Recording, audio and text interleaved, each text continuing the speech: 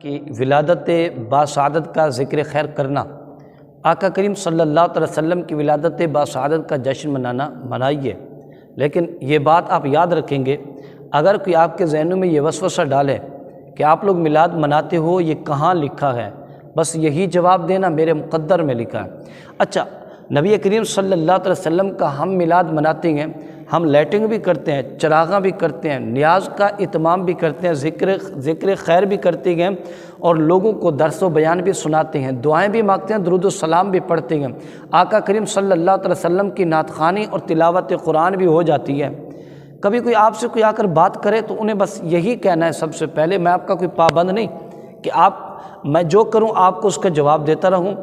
بھائی بات یہ ہے، ہم اپنے محبوب کا میلاد منا رہے ہیں، ہم اپنے نبی کا ذکر کر رہے ہیں، وہ ہمارے آقا ہیں، ہم ان کے امت ہی ہیں، ہم جب چاہیں گے، جس وقت چاہیں گے، جہاں بھی چاہیں گے اپنے نبی کا ذکر کرتے رہیں گے، ہم کسی کے پابند نہیں، ہم بس اس چیز کے پابند ہیں کہ کیا یہ شرعاً جائز ہے۔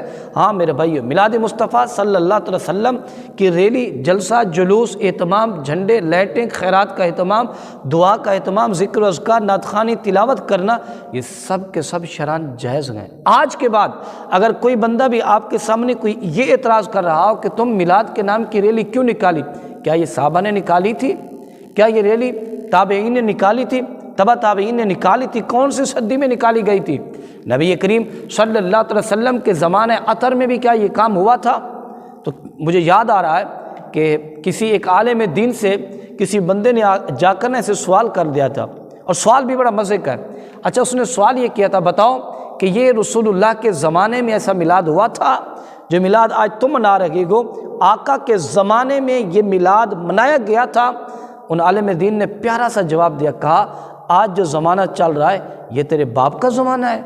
ارے یہ زمانہ بھی تو رسول اللہ کا زمانہ ہے، یہ وقت بھی تو رسول اللہ کا وقت ہے، آج بھی تو نبوت و رسالت انہی کی چل رہی ہے، آج بھی ریاست و حکومت انہی کی چل رہی ہے۔ ہاں، اگر کوئی بالفرض کوئی اعتراض زیادہ بھی کر رہا ہو تو انہیں میں آپ کے سامنے ایک بہت بڑا ثبوت دے رہا ہوں، اور ایسا ثبوت ہے کہ اس بات کو آپ پھیلائیں اور لوگوں تک شیئر بھی کریں اور لوگوں کو آگاہ بھی کریں کہ ہم ریلی نکالیں تو آپ ہم سے پوچھتے ہو، کیا ہم آپ سے نہیں پوچھ سکتے؟ کیا ہم آپ سے سوال نہیں کر سکتے؟ یہ دیکھیے میرے ہاتھ میں ایک اشتہار ہے، یہ اشتہار ملتان کی سرزمین کا چھپا ہوا ہے، اور یہ ملتان کی سرزمین کا اشتہار، اس اشتہار کا عنوان کیا ہے؟ تحفظ ختم نبوت۔ اچھا، تحفظ ختم نبوت کے نام پر کیا کیا انہوں نے؟ ریلی نکالی۔ آپ کو یہ ریلی نظر آ رہی ہوگی، لکھا ہوا ہے۔ اچھا، کنہوں نے نکالی؟ ان کے نام بھی لکھے ہوئے ہیں، سارے نام آپ کو نظر بھی آ رہے ہوں گے۔ کب نکالی؟ یہ ڈیٹ بھی آپ پڑھ لیجئے، 7 ستمبر 2022 کو۔ کہاں نکالی گئی؟ ملتان کی سرزمین پر بروز بدھ۔ کس کی طرف سے نکالی گئی؟ عالمی مجلس تحفظ ختم نبوت ملتان کی طرف سے۔ میرا سوال یہ ہے، ٹھیک ہے آپ نے اچھا کام کیا، بہت اچھا کیا، ہم آپ کو اس بات پر بھی آپ کو مبارکباد دیتے ہیں، لیکن ذرا یہ تو بتائیے گا نا، ایسی ریلی کیا ابو بکر نے نکالی؟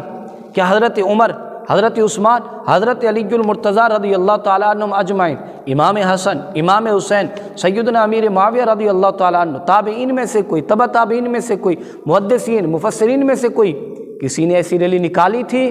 نہیں نکالی تھی، تو پھر تم نے کیوں نکالی؟ پھر تم نے یہ ریلی کیوں نکالی؟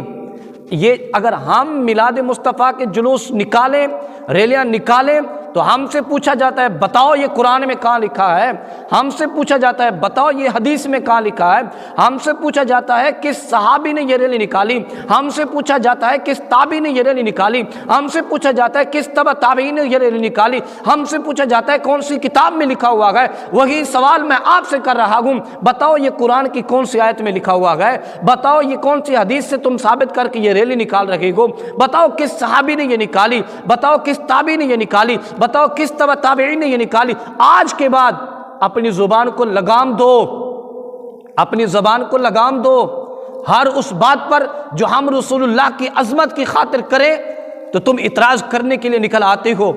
میرے بھائیوں، ان موسمی مینڈکوں سے بچتے رہیے، ان موسمی مینڈکوں سے بچتے رہیے، بس ہر وقت اپنے نبی کا میلاد مناتے رہیے۔